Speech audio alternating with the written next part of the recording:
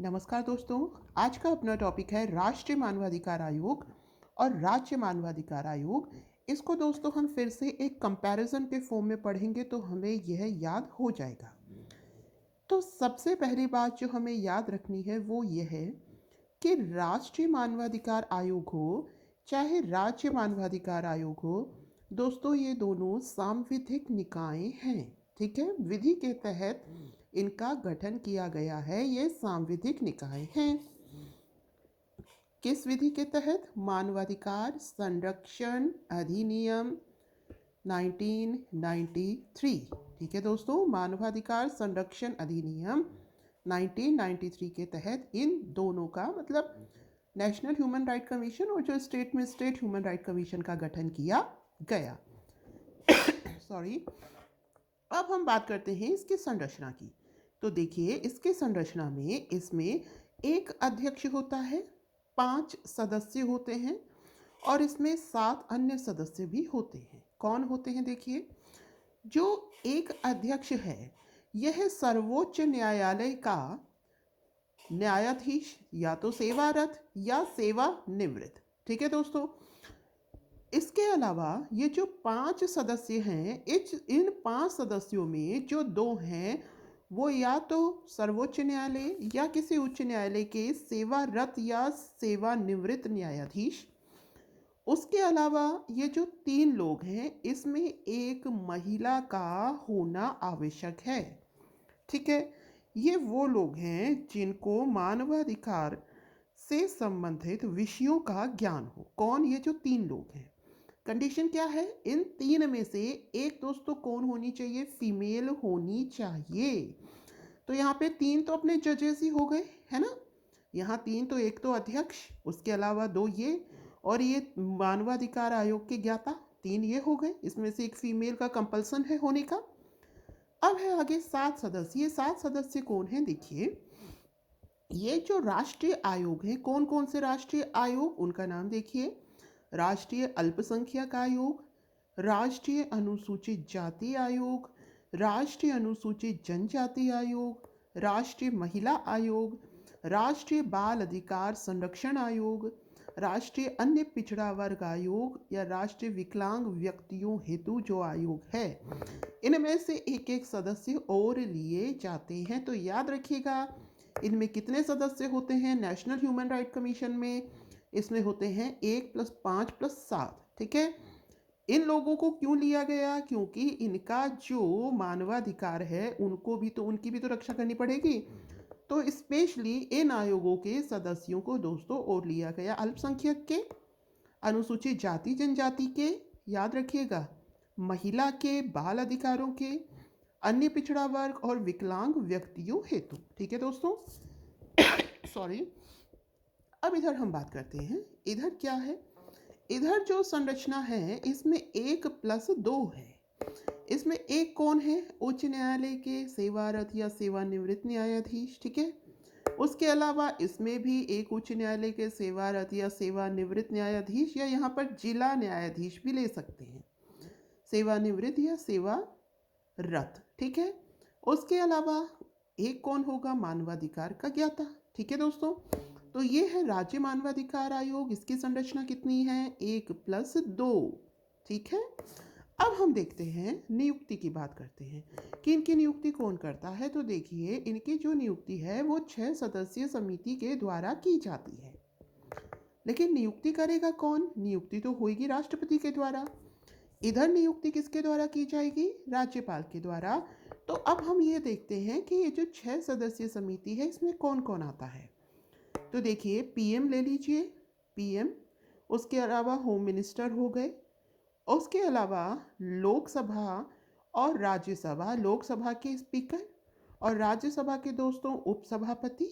ठीक है, लोकसभा के अध्यक्ष, राज्यसभा के उपसभापति, पीएम और होम मिनिस्टर तो हुए ही। उसके अलावा लोकसभा के अध्यक्ष और राज्यसभा के उपसभापति। उसके अलावा जो दोनों आपके सदन हैं, लोकसभा और राज्यसभा, उसके विपक्षी दलों के भी जो अध्यक्ष हैं, सदस्य हैं, वो भी इसमें सम्मिलित होते हैं। तो दो तो हो गए दोस्तों पीएम और होम मिनिस्टर, दो हो गए लोकसभा और राज्यसभा, लोकसभा के अध्यक्ष और राज्यसभा के उपसभापति, और विपक्षी दल का जो नेता है, दोनों जो सदन है उनमें से, तो ये हो गए छः। ये छः लोग मिलकर डिसाइड करते हैं कि इसमें कौन कौन मेंबर सम्मिलित किया जाए, और इनकी नियुक्ति कौन करता है? राष्ट्रपति करता है। अब हम राज्य की बात करते हैं सॉरी। तो राज्य में नियुक्ति तो भाई राज्यपाल ही करेगा, लेकिन इसमें वही सीएम होंगे, राज्य के होम मिनिस्टर होंगे, इसके अलावा विधानसभा, विधान परिषद है, तो उन दोनों के अध्यक्ष होंगे। ठीक है दोस्तों, विधानसभा, यहाँ पे देखिए हमने राज्यसभा का सभापति ना लेकर उपसभापति लिया है, ठीक है ना, क्योंकि वो कौन होते हैं सभापति? उपराष्ट्रपति होते हैं, इस वजह से यहाँ पर उपसभापति लिया है। लेकिन यहाँ ऐसी कोई कंडीशन नहीं है, इसलिए यहाँ पर सीएम और होम मिनिस्टर के अलावा विधानसभा और यदि विधान परिषद हो तो उनके अध्यक्ष, उसके अलावा दोनों सदनों के विपक्ष के नेता। ठीक है दोस्तों, वही है जैसे वहाँ था वैसे यहाँ है। वहाँ पर नियुक्ति कौन करते हैं? राष्ट्रपति। यहाँ पर नियुक्ति कौन करेंगे? राज्यपाल। ठीक है दोस्तों, उम्मीद है समझ में आ रहा होगा। संरचना 1+5+7 बताई थी। ये जो 7 हैं ये विभिन्न आयोगों के सदस्य हैं। एक आपके सर्वोच्च न्यायालय के सेवारत और सेवानिवृत्त न्यायाधीश, 5 में 2+3, 2 वही हैं, ठीक है, न्यायाधीश, और 3 मानव अधिकारों के ज्ञाता, उसमें से कंपल्शन है एक महिला का।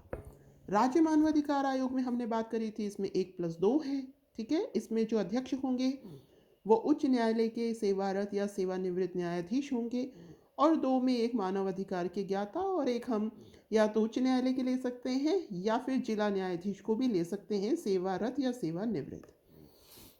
इसके अलावा हमने समितियों की बातें कर ली। समितियों में आपके पीएम है, होम मिनिस्टर है, इधर सीएम है, होम मिनिस्टर है, लोकसभा राज्यसभा के इधर अध्यक्ष हैं, उपसभापति हैं, वहाँ विधानसभा और विधान परिषद के अध्यक्ष हैं, इसके अलावा दोनों सदनों के विपक्ष के नेता। ठीक है दोस्तों, आगे चलते हैं, आगे बात करते हैं कार्यकाल की।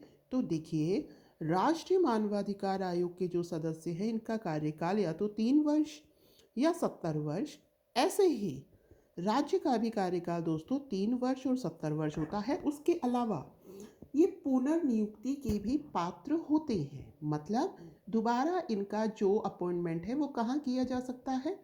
राष्ट्रीय मानवाधिकार आयोग में या राज्य मानवाधिकार आयोग में, लेकिन ये राज्य सरकार या केंद्र सरकार के अधीन किसी अन्य पद पर नियुक्त नहीं हो सकते। ठीक है दोस्तों, आगे चलते हैं। हटाया जाना तो इनको राष्ट्रपति के द्वारा हटाया जाता है, इन्हें राज्यपाल के द्वारा हटाया जाता है। कंडीशन क्या है?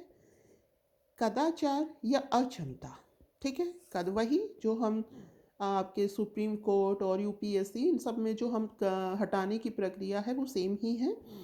इन्हें कदाचार या अक्षमता, दिवालिया घोषित हो गए हों, शारीरिक या मानसिक रूप से अक्षम्य हो गए हों, किसी अपराध के तहत। जांच कौन करेगा? दोनों की सुप्रीम कोर्ट के द्वारा जांच की जाएगी।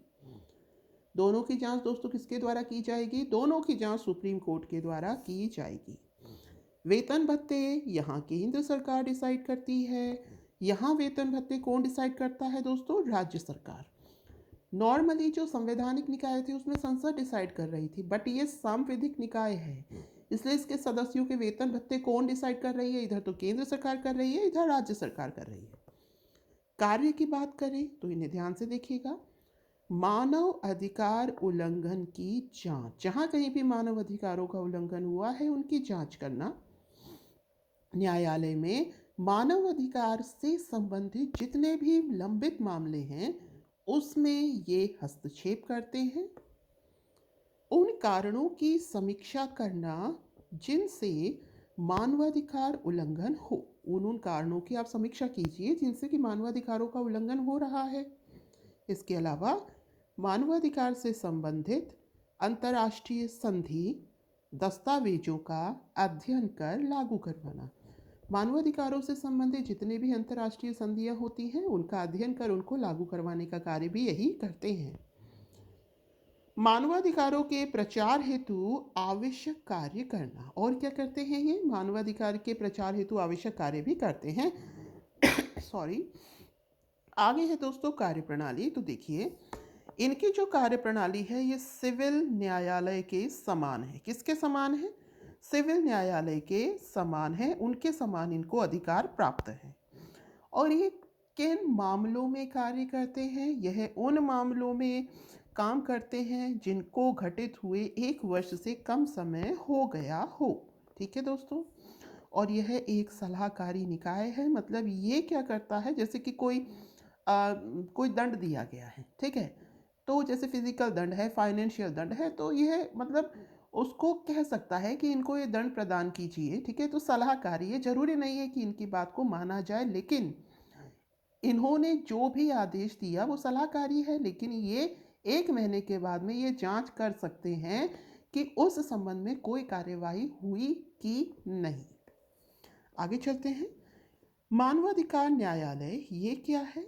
यह मानवाधिकार संरक्षण अधिनियम 1993 के तहत कहा गया था कि मानवाधिकार न्यायालय जो है इनका गठन किया जाएगा। ये कहाँ पर? प्रत्येक जिलों में इनका गठन किया जाएगा। इसमें कौन होगा हेड? विशेष लोक अभियोजक। ये वकील हो सकता है जिसे 7 वर्ष का अनुभव हो। आगे हम देखते हैं कि 2019 में संशोधन अधिनियम किया गया मानवाधिकार आयोग हेतु। इसमें कौन कौन से महत्वपूर्ण प्रावधान थे जिनको जोड़ा गया?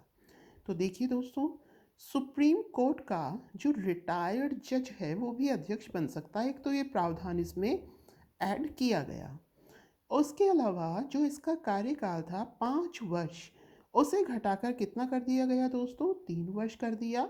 और साथ ही यह भी कहा गया कि यह पुनर्नियुक्ति के पात्र होंगी। ठीक है, मान लीजिए किसी की जो एज है वो 70 से कम है और 3 वर्ष पूरे हो गए, तो उन्हें आप मानवाधिकार आयोग में पुनर्नियुक्त कर सकते हैं।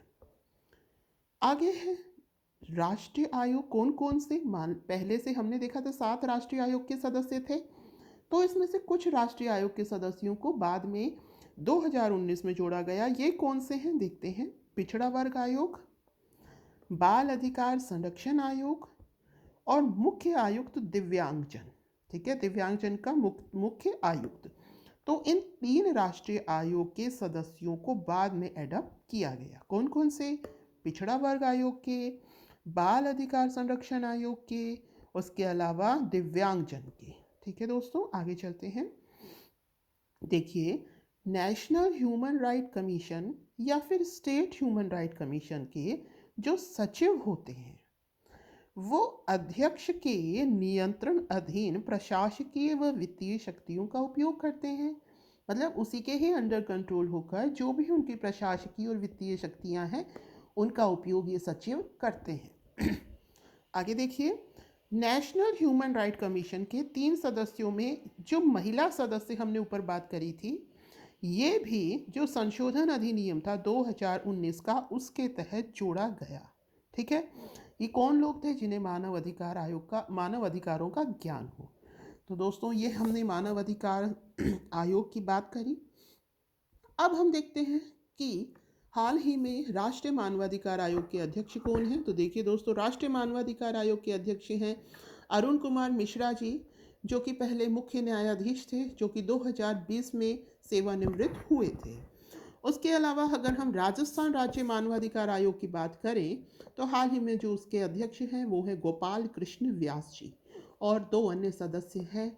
तो उम्मीद है आपको राष्ट्रीय मानवाधिकार आयोग और राज्य मानवाधिकार आयोग का ये जो हमने कंपैरेटिव स्टडी करी ये आपको समझ में आया होगा। देखिए, जो भी इस बात को गौर कीजिएगा, जो भी सांवैधिक निकाय है ना, इनके जो मेंबर्स हैं, जो अध्यक्ष हैं, इनका जो अपॉइंटमेंट करेगी वो एक कमेटी करेगी। ठीक है दोस्तों, और जो संवैधानिक निकाय थे उनका अपॉइंटमेंट कौन कर रहा था? डायरेक्टली राष्ट्रपति। ठीक है, तो ये हुआ आपका मानवाधिकार आयोग। तो चैनल को सब्सक्राइब कीजिएगा, वीडियोस को लाइक शेयर कीजिएगा। तो धन्यवाद। Have a nice day.